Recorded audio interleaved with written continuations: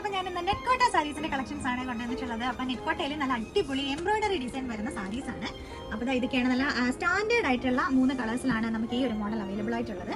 അപ്പോൾ നേരത്തെ നമ്മൾ നെറ്റ്കോട്ടയുടെ കുറേ നല്ല എന്താ പറയുക ട്രെൻഡിങ് ആയിട്ടുള്ള മോഡൽസ് ഒക്കെ കൊണ്ടുവന്നിട്ടുള്ളതാണ്. അപ്പോൾ ഇതും നെറ്റ്കോട്ടയുടെ തന്നെ ട്രെൻഡിങ് ആയിട്ടുള്ള ഒരു മോഡലാണ്. അപ്പോൾ ഇതിന്റെ 3 കളേഴ്സ് ആണ് നമുക്കിപ്പോൾ അവൈലബിൾ ആയിട്ടുള്ളത്. ശരിക്കും പറഞ്ഞാൽ ഇത് 3 സ്റ്റാൻഡേർഡ് കളറുകൾ തന്നെയാണ് കേട്ടോ.